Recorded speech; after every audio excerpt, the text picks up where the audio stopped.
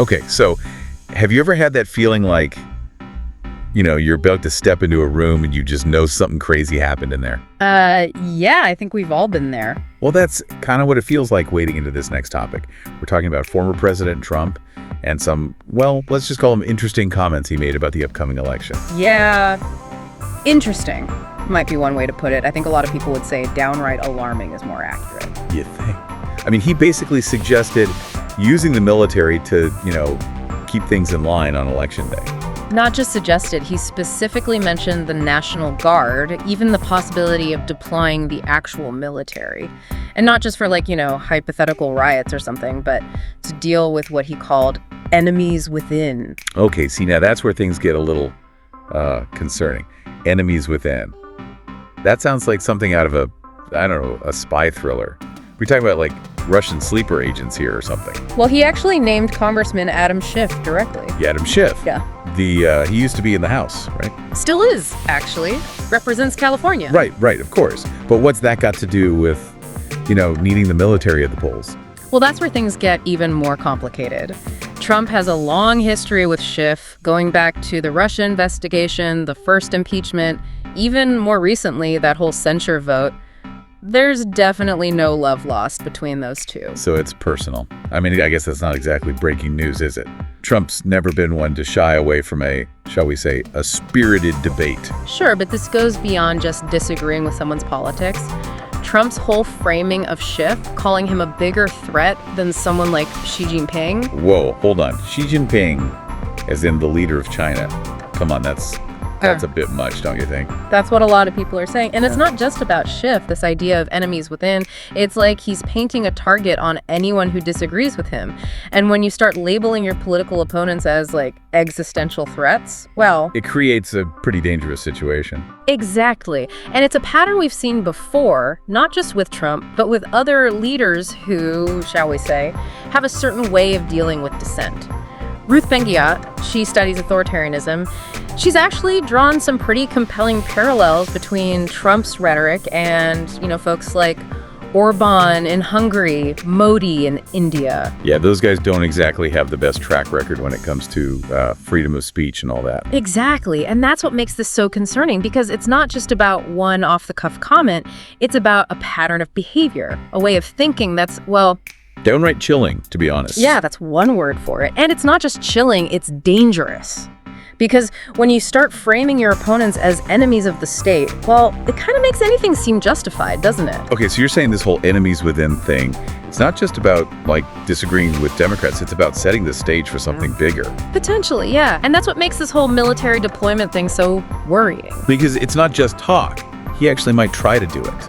I mean, let's not forget, this wouldn't be the first time Trump's flirted with the idea of using military force for political ends. Remember back during the George Floyd protests? Oh, right. He wanted to send in the 82nd Airborne? He wanted to invoke the Insurrection Act, which would have allowed him to deploy active duty troops on American soil. Right, to quell the protests. And that didn't go over so well, even with some of his own people, if I remember correctly. There was significant pushback both within his administration and from the military itself. But that was a different situation, right? This is about an election. Okay, yeah, that does change things a bit, doesn't it? I mean, using the military to police an election, that just feels wrong. It raises serious constitutional concerns, for sure. The founders were pretty darn clear about keeping the military under civilian control, preventing it from being used for domestic political purposes. That's kind of the whole point of, a democracy. So sending troops to polling stations, that's a big no-no, even if, hypothetically speaking, things were to get out of hand. It would be a radical departure from democratic norms. Imagine you're a voter, right? You go to cast your ballot, and there are armed soldiers standing there. How intimidated would you feel? Yeah, not exactly the most welcoming environment. It undermines the very idea of a free and fair election. And let's not even get into the potential for things to go sideways. You mean what? Troops clashing with civilians? It wouldn't be the first time. We've seen it happen before with tragic results. Kent State, anyone. Right, of course. Not exactly a shining moment in American history. It's a stark reminder that the military is not a toy to be deployed lightly, especially not in a situation as volatile as an election. The potential for things to escalate is huge. And even if nothing, bad happens, like no one gets hurt or whatever, just having that military presence, it kind of sends a message, doesn't it? Absolutely. It erodes trust, not just in the election itself, but in the whole system. People start thinking, well, if they have to bring in the army, something must be really wrong. So it becomes a self-fulfilling prophecy. The more you talk about needing force to maintain order, the more likely it is that people will lose faith in the process and maybe even resort to their own means of ensuring order. Exactly. And that's the real danger here. Okay, so back to Trump.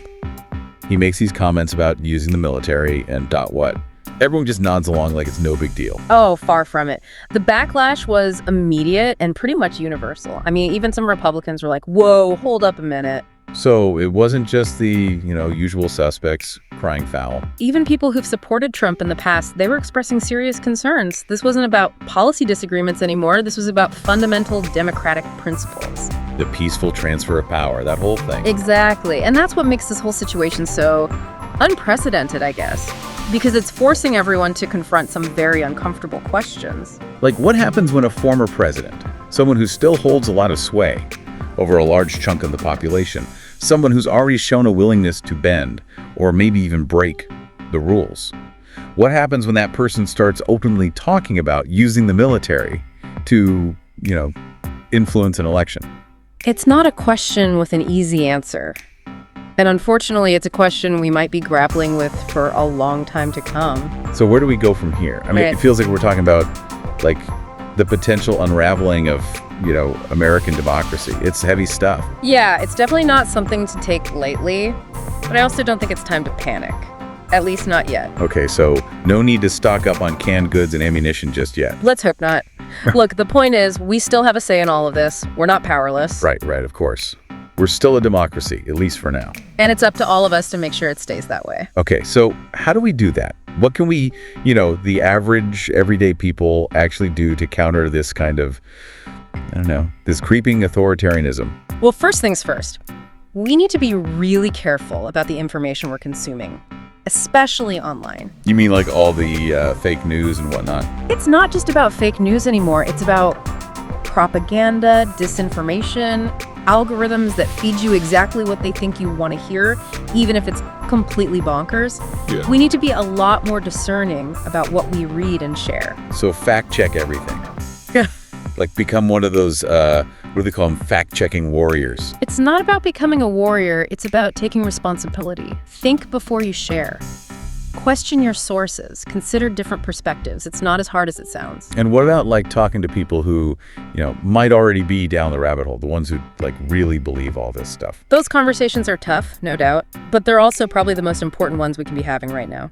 Okay, so less yelling at each other on Twitter, more actually listening and trying to understand where the other side is coming from. Exactly. And it's not just about online engagement either.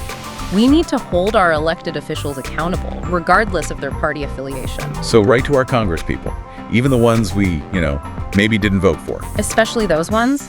Demand transparency, demand integrity, and most importantly, vote. In every election, at every level, local, state, federal, your vote is your voice. Use it. It's easy to feel like, one vote doesn't really matter. Like, What difference can I make? One voice might not be much, but a chorus of voices, that's how we make change happen. That's how we protect our democracy. So get out there, make your voice heard, and don't let the interesting comments get you down. Exactly. Because in the end, the future of our democracy depends on all of us. We started this deep dive by talking about some pretty unsettling stuff. Military at the polls, enemies within, a former president who seems to be pushing us closer and closer to the edge. It's easy to get caught up in the fear and uncertainty of it all. But the message we want to leave you with today is not one of despair. It's one of hope and action. We still have a chance to right the ship, to protect our democracy, and ensure that what we're seeing today doesn't become our tomorrow. But it's going to take all of us working together to make that happen. So stay informed, stay engaged, and most importantly, never stop believing in the power of your own voice, because it's more powerful than you think.